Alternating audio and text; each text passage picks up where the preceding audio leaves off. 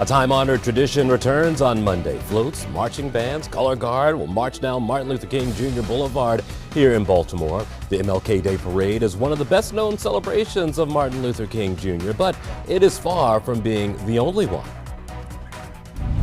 Joining us now is Baltimore Symphony Orchestra CEO Mark Hansen and local artist Wordsmith. Gentlemen, good to see both of you. Good morning. Good morning. BSO has become very approachable, I feel like, and we're talking off camera. It really has become part of the community in a different way. I mean, kids go to BSO all the time now, and I think when we get to MLK Day, it'll be a good representation of that. Tell us a little bit about what you have going on, because this is big. Well, you know, having an opportunity, and I would say the space to be creative, that's what any musician or actor, playwright would like, and that's something that the BSO, Mark and the rest of his staff, they give me that space to be creative. Yeah. I built this relationship with the B&O Railroad Museum when I debuted another piece called Made in America about 2 years ago, and they started having talks about a new exhibit that they were revitalizing. So Mount Clair Station at the B&O Railroad Museum, which a lot of people don't know, that's where free slaves used to pass through. Okay. And the B&O Railroad Museum pretty much restored that side of the museum, and there's an exhibit there called the Freedom Seekers exhibit, which tells the story of free slaves who went through, I would say, terrifying, issues just to get the freedom, traveling in cargo boxes, pregnant women in the fetal position in cargo boxes just to get to their freedom, or stories of William and Ellen Craft where Ellen was a black woman with a light complexion and she had to dress up and act like a white man just to get her husband to freedom. So we started talking about all these great stories at the B&O and Earth, and the talk got to, why don't you create a piece to tell these stories? And so wrote an 18-minute piece alongside a partner of mine named Don Hart, who's a great composer from Nashville. And not only are we telling stories of Underground Railroad and these escaped slaves and these harrowing stories, we're telling the story of American railroading.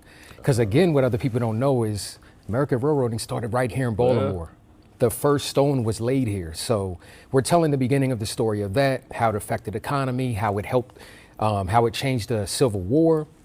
And then we move into the Underground Railroad all the way up into, I would say, present time, where we're talking about reparations and lost wages that were never paid to a lot of slaves who worked on the railroad in general. So it's a very big piece, and we're paying honor to the Dr. Martin Luther King on that same day. Why was this important to be part of this? Why did you feel like the BSO wanted to have this partnership? Well, first and foremost, we love Wordsmith. We've been inspired over the last few years by his work, and it's a very, very important collaboration for our institution, and I would argue for the city and the region.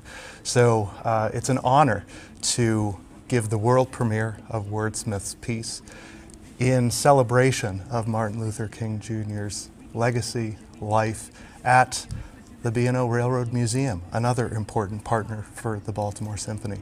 We want to be, as an institution, at the heart of community-wide celebrations. And that's why our Symphony in the City series of concerts that takes the orchestra throughout Baltimore's rich neighborhoods, including this Monday for the MLK Jr. celebration, is so important.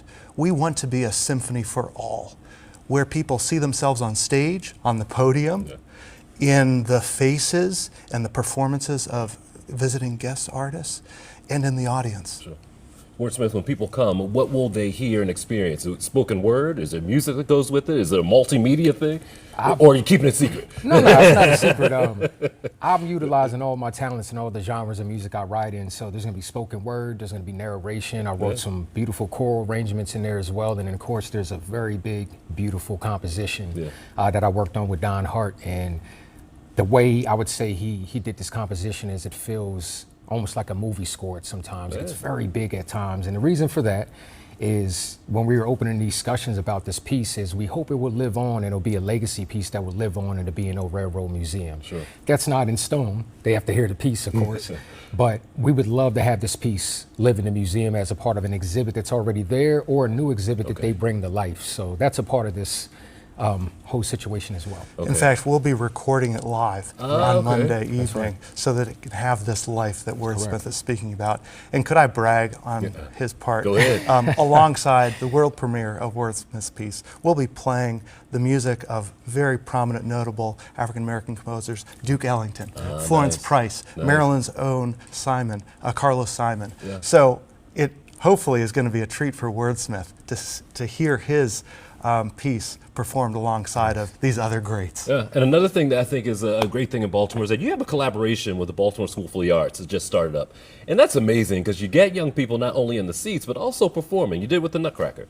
One of our homes, the Meyerhoff Symphony Hall and BSA, are neighbors. We both reside on Cathedral Street. There you can walk there. And so we have to be in partnership as we try to inspire Baltimore's next generation of musicians, artists, actors to become their very best. And so this partnership gives them hands-on learning and mentorship opportunities with BSO musicians and with visiting guest artists. Yeah. For example, in September, as we kicked off Jonathan Hayward's inaugural season as music director, we partnered with the Dance Theater of Harlem. Who was in the audience? Mesmerized by the visiting artists from Dance Theater of Harlem, BSA students.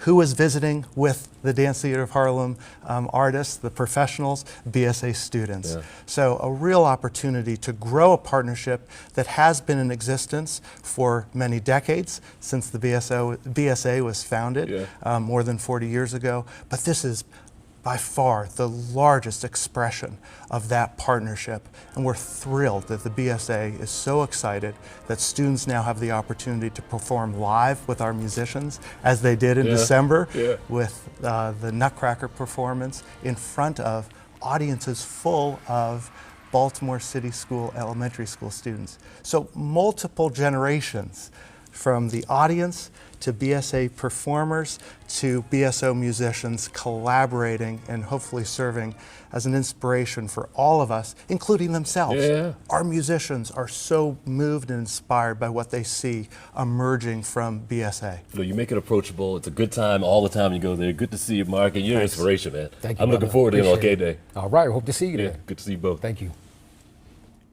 And that's all for this edition of 11 TV Hill. Thanks for joining us. We'll see you next time.